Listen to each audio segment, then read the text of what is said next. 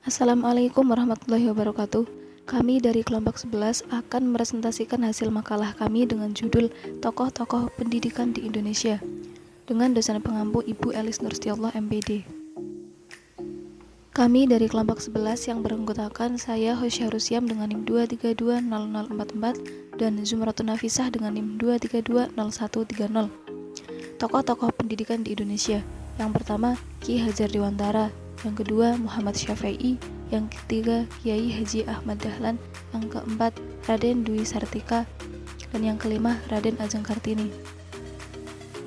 Tokoh-tokoh pendidikan di Indonesia. Jauh sebelum kemerdekaan Republik Indonesia, banyak sekali tokoh Indonesia yang memiliki pemikiran maju, khususnya dalam bidang pendidikan. Beberapa tokoh pendidikan pribumi yang memberikan warna pendidikan sampai saat ini. Tokoh-tokoh tersebut adalah insan-insan bermartabat yang memperjuangkan pendidikan dan sekaligus pejuang kemerdekaan yang berjuang melepaskan cengkraman penjajah dari bumi Indonesia. Tokoh-tokoh pendidikan di Indonesia yang pertama adalah Ki Hajar Dewantara.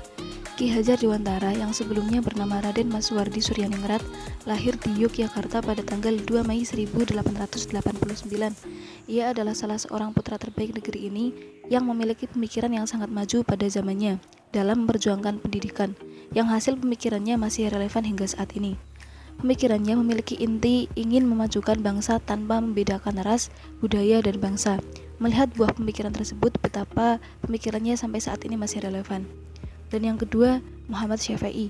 Muhammad Syafi'i adalah seorang berdarah Minang yang dilahirkan di Kalimantan Barat.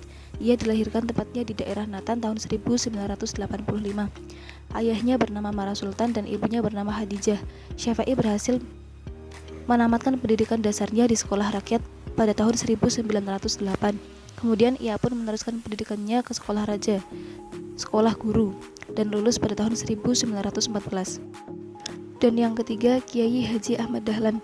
Kiai Haji Ahmad Dahlan lahir di Kauman, Yogyakarta pada tahun 1868. Adalah putra dari Kiai Haji Abu Bakar bin Kiai Sulaiman, seorang khatib tetap di Masjid Agung Yogyakarta. Ketika lahir, Abu Bakar memberi nama si anak dengan Muhammad Darwis. Kiai Haji Ahmad Dahlan adalah seorang tokoh Islam yang giat memperjuangkan umat Islam melalui bidang pendidikan. Dia adalah tokoh pendiri organisasi Muhammadiyah pada tahun 1912 di Yogyakarta. Kemudian yang keempat, Raden Dewi Sartika. Raden Dewi Sartika lahir di Bandung pada tanggal 4 Desember 1884. Raden Dewi Sartika merupakan seorang tokoh wanita yang menyalurkan perjuangannya melalui pendidikan. Cita-cita Dewi Sartika adalah mengangkat derajat kaum wanita Indonesia dengan jalan memajukan pendidikan. Alasannya saat itu masyarakat cukup mengkhawatirkan di mana kaum wanita tidak diberi kesempatan untuk mengejar kemajuan. Dan yang kelima, Raden Ajeng Kartini. Ajeng Kartini lahir di Mayong, Jepara pada tanggal 21 April 1879. Hari kelahirannya ini sampai sekarang terus diperingati sebagai Hari Kartini. Beliau terkenal sebagai seorang tokoh dengan gigih memperjuangkan emansipasi wanita, yakni suatu upaya memperjuangkan hak-hak wanita agar dapat sejajar dengan kaum pria. Perjuangan emansipasi wanita yang dilakukan oleh Raden Ajeng Kartini tersebut disalurkan melalui pendidikan, yakni dengan mendirikan sekolah yang khusus bagi kaum wanita. Jenis sekolah yang dirintis dan didirikan oleh Raden Ajeng Kartini adalah: yang pertama adalah Sekolah Gadis Jepara, dibuka pada tahun 1903, dan yang kedua ada Sekolah Gadis di Rembang.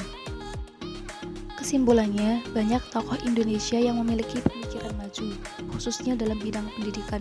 Beberapa tokoh pendidikan seperti Ki Hajar Dewantara, Kiai Haji Ahmad Dahlan, Muhammad Syafi'i, Raden Dewi Sartika, dan Raden Ajeng Kartini merupakan sejumlah tokoh pendidikan pribumi yang memberikan warna pendidikan sampai saat ini. Tokoh-tokoh tersebut adalah insan-insan bermartabat yang memperjuangkan pendidikan dan sekaligus pejuang kemerdekaan yang berjuang melepaskan cengkraman penjajah dari bumi Indonesia. Sekian dari kami, kurang lebihnya mohon maaf. Wassalamualaikum warahmatullahi wabarakatuh.